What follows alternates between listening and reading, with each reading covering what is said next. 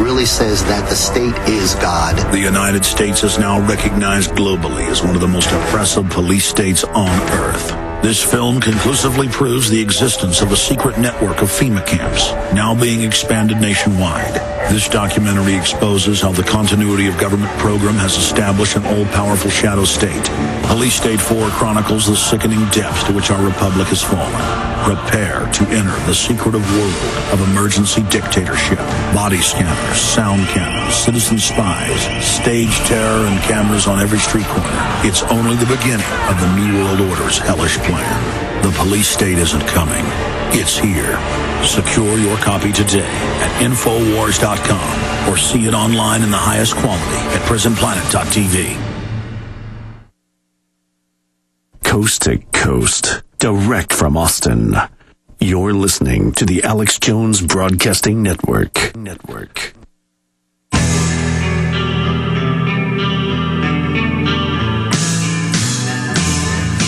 The U.S. government is now saying they may give hundreds of thousands of Mexicans asylum from the drug violence. Here's the New York Times.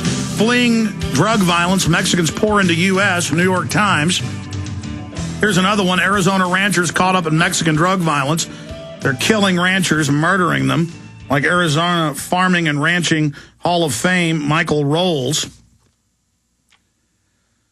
Okay, I'm not going to get into that anymore. It's just shocking to me. I know there's drones. I know there's Mexican troops on our side. I know many times they fire at U.S. troops. That's been in the news. They fire at FBI agents. They've killed FBI agents in California. They're attacking police in California. They're firing on ranchers. They're burning their houses down. On video, Mexican troops, Mexican Army.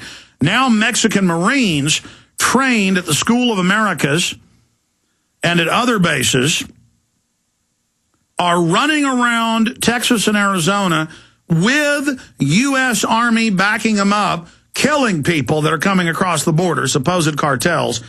I mean, no judge, no jury, just an executioner, and you're not hearing about it. When will you hear about it? I don't know. Sooner is better than later. Obviously, if the media, the mainstream media that's dying, would do their job and cover real news, you wouldn't be dying. We're doubling the amount of listeners we have every 6 months now, not every year. Why? Because we're getting all the same stuff our media is getting. Our media is a bunch of stupid cowards that sit there and read press releases the government gives them. Not me. I use the brain God gave me and I cover the facts. Now, let me shift gears, but this all ties together. And when we start the next hour, I'm going to tie it all together and then take calls for the balance of the broadcast.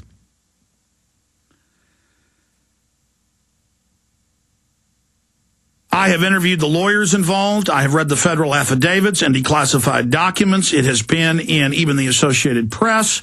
It has been in both of the Salt Lake papers, because that's where one of the court hearings was 2 years ago. Jesse Trentadue, the lawyer. McVeigh was U.S. Special Operations, and we've got video of him a year after he was supposedly out of the military at a demolitions base.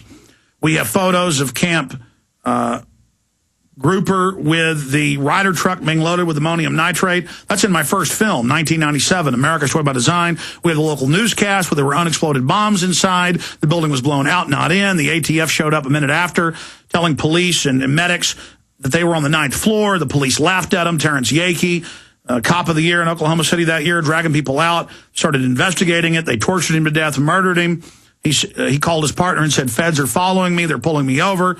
Then they found him tortured and dead. I mean, the problem is, even getting into Oklahoma City, I could do 2, 3, 4 hours just going over the documents. But if you haven't researched it, that was a government operation. That building was bombed because 30-plus states were moving to declare 10th Amendment sovereignty. They were saying no to the feds, no to Bill Clinton's anti-gun initiative. There was a rebellion at the state level. And so the feds, controlled by offshore banks, came in and staged that bombing.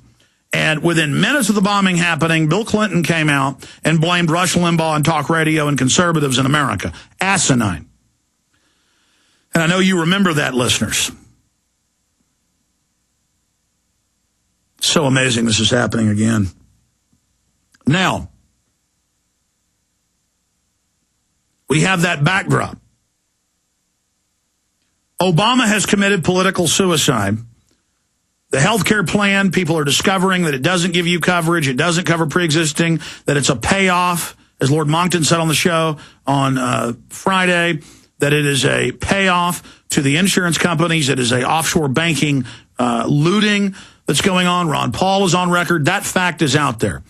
Obama has continued the wars, the torture of the secret arrest, hiring more lobbyists than any other president. All these Democrats that thought they were going to get a free ride, they haven't gotten it. He's got the lowest approval rating of any president in U.S. history. He spent more money than all presidents before him combined. He's in deep trouble, so are the Democrats. What is the only political card they can play? Stage crises. We played last week, Rush Limbaugh saying it, Michael Savage is saying it again. Anyone who has any political smarts can see that the system needs this. And as we broke, and again, pay attention to us. It isn't, oh, we broke this, aren't we cool? It's this is life and death. You better remember that on Infowars.com and PrisonPlanet.com in early April and even in late March, we wrote articles identifying the anarchist Ford Foundation and government-funded, Democratic Party-funded websites that said we're going to have racist signs and we're going to go to the Tea Parties and we're going to pose as racist. Well, we already know that was going on before, but now they're admitting it. Now it's finally been in the Associated Press as of last Monday. So it's confirmed, mainstream news. Some of the people are getting in trouble that were involved in it. Now, then, as if that wasn't clear enough, Bill Clinton goes on CNN Friday and gave 2 speeches last week saying, gee, I hope there isn't a terror attack. I hope that isn't what we need to show everybody that these Tea Parties are bad and out of control. And they need to sit down and shut up. Now, qui bono, Latin for who benefits, who stands to gain, who has the motive. Government staged terror attacks. That has been declassified hundreds of times. And conservatives out there that don't want to look at 9/11, well, you better look at Bill Clinton and the Democrats. You better look at Barack Obama. You better grow up because they are now out in the open preparing to frame us. Crash the Tea Party to infiltrate April 15th anti-tax protest. Even Rick Perry put a press release out Friday warning of Democrat dirty tricks. Southern Poverty Law Center declares Ron Paul and Napolitano extremist. So now they're bad. Experts, angry rhetoric protected but can be disturbing. CNN.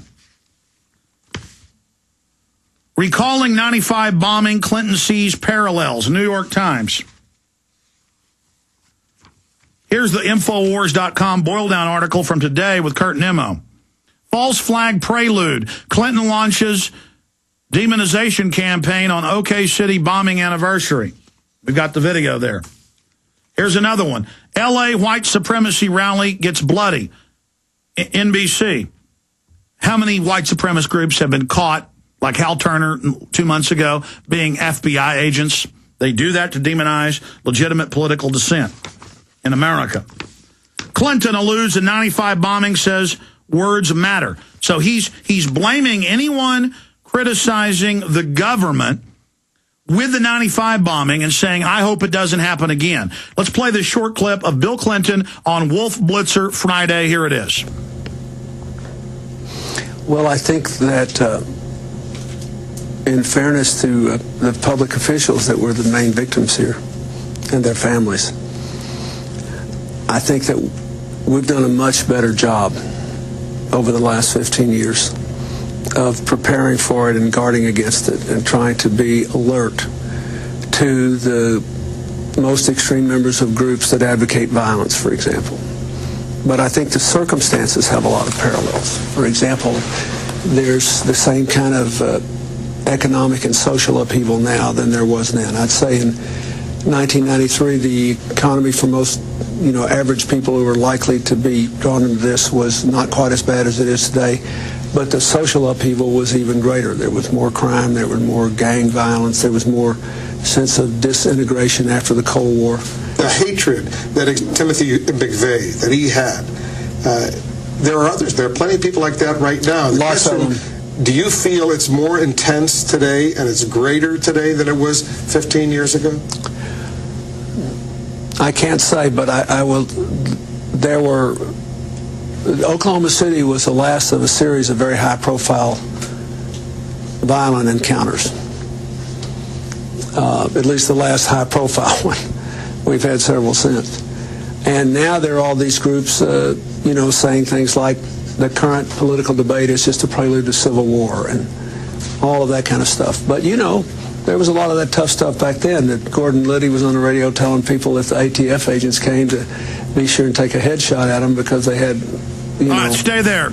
Stay there. We're going to pause it. When we come back, he says, I hope we don't have to have another Oklahoma City. Get ready. We're going to break down nuclear terrorism inside the U.S. and the other type of terror attacks that the establishment is clearly preparing to stage. We'll be right back, ladies and gentlemen. PrisonPlanet.tv.